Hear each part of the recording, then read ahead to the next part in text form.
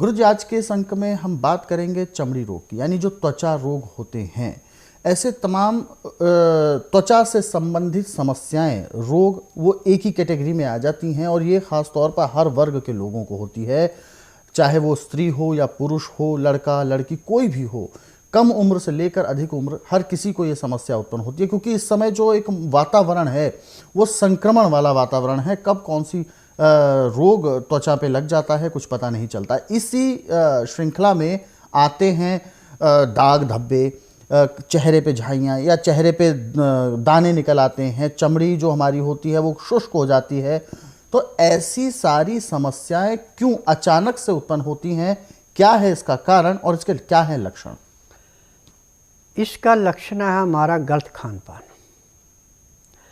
सबसे पहला तो इसका मेन कारण है आयोडीन नमक। जो आप बनावटी आयोडीन नमक खा रहे हैं ये इस बीमारी को दिन दुगने रातें चौगुनी बढ़ाता है। दूसरे नंबर पे है आपकी चीनी। चीनी का केमिकल इस बीमारी को दिन दुगने रातें चौगुनी बढ़ाता है। तीसरा आपका पहनावा। जो ये आप आर्टिफिशियल कपड़े पहन रहे हैं, जैसे टेरिकॉट है, टेरालिन है, टेरीबूल है, साटन है, ये इस रोग को दिन दुगने रातें चौगुनी बढ़ा रहे हैं। क्योंकि मैं हकीम हूँ, मैं डॉक्टर तो हूँ नहीं, मैंने थ्योरियाँ तो पढ़ी नहीं है, मेरे तो प्रैक्टिकल है।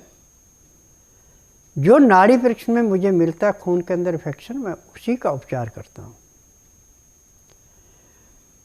जिसको भी चमड़ी का रोग किसी को भी है, सबसे पहले तो उसको नमक त्याग देना पड़ता है। नमक टोटली बंद करना पड़ता है, तब जाके खून शुद्ध किया जाता है। ये सारा खून का इन्फेक्शन होता है। अब पहनावा बदलना पड़ता है। पहनावे में सूती कपड़ा चाहे कैसा भी पहन ले, रंग कोई भी पहन ले, आपको रोग में आधे से ज़्यादा कपड़े पहनने से ही आपके रोग में कमी आ जाएगी। और तीसरा आपका जो आजकल सब्जियां हैं, फल हैं, नाज हैं, इनमें यूरिया खाद ज़रूरत से ज़्यादा पड़ी है। ये अंदर जाके पेट में ऐसे गुब्बारा बनाती है गैस का, जैसे गर्म ऋतु में बवंडर आता है घूमता हुआ चलता है, ऐसे ये खून के अंदर घूमती है।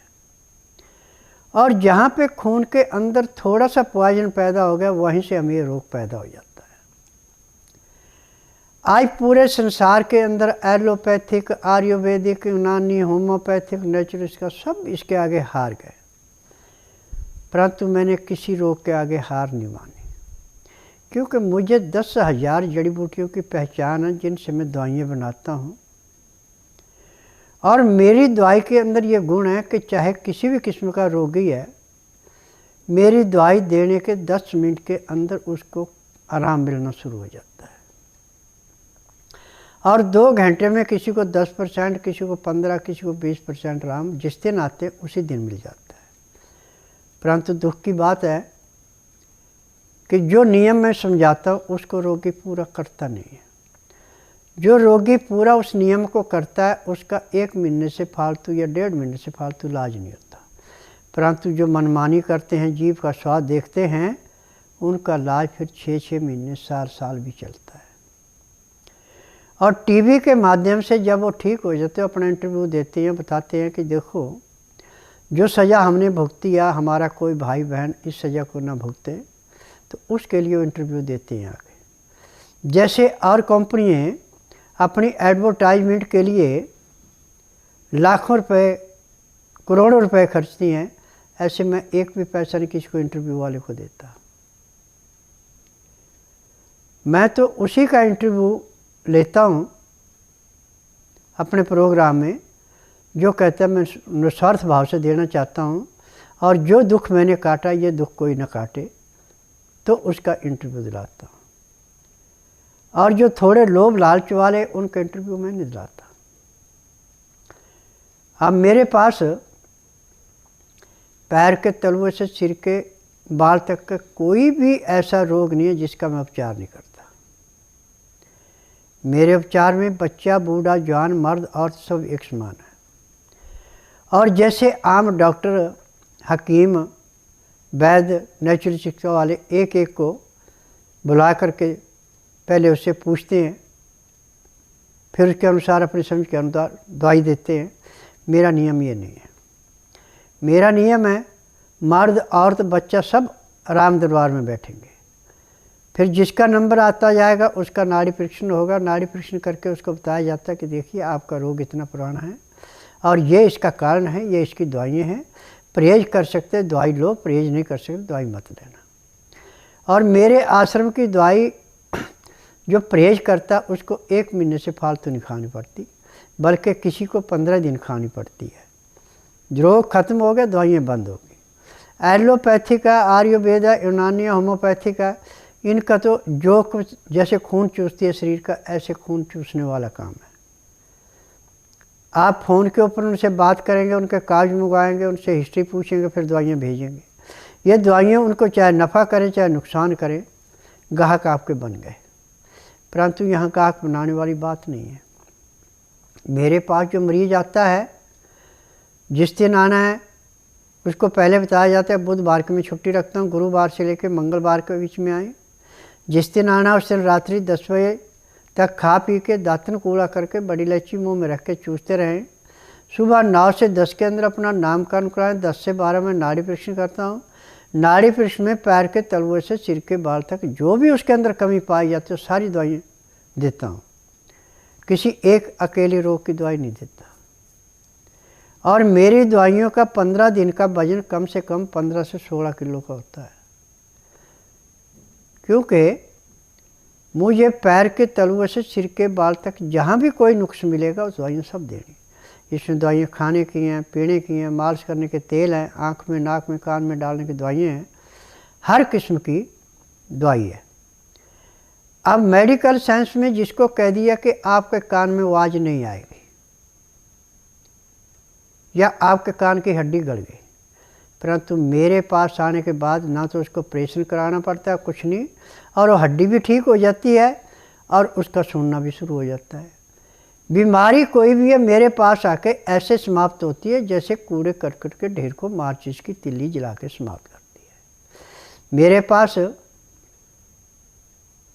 चर्म रोग के रोगी हर दिन 3 से 4 आते हैं, जिनमें से दवाई केवल 1 या 2 लेके जाते हैं। और जो दवाई नियम से लेते हैं 15 दिन में उसको 40 से 50% आराम मिल जाता है। महीने 1.5 महीने में रोग बिल्कुल समाप्त हो जाता है। रोग समाप्त होने के 2 महीने बाद उसके परहेज खोले जाते हैं।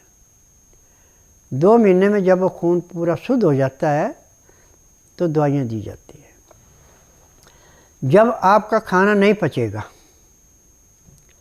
पैंक्री इंसुलिन नहीं बनाएगी, पित्ते में तेजाब बढ़ जाएगा, तो फिर आपके फेफड़े भी पूरी ऑक्सीजन नहीं लेंगे। जब फेफड़े ऑक्सीजन पूरी नहीं लेंगे और दिल को पूरी ऑक्सीजन नहीं मिलेगी, खून साफ नहीं होगा, तो फिर आपको तरह तरह के चमड़ी के रोग पैदा हो जाएंगे, जिनके लिए आपको अपनी पूरी जीवन की कमाई लुटानी पड़ती है, परंतु रोग में राहत नहीं मिलती। यहाँ पे जिस टाइम भी चर्म रोग का कोई भी रोगी आता है तो उसी दिन रोगी को कम से कम 15 से 20% का आराम मिल जाता है। फिर जो नियम समझाए जाते हैं और नियम को करते हैं तो 15 दिन की दवाई से किसी को 40, किसी को 50% आराम मिल जाता है।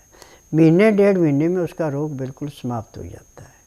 आज मैंने पूरे संसार से एक ही निवेदन किया है कि जब आप किसी डॉक्टर हकीम से उपचार करवा के थक चुके हैं,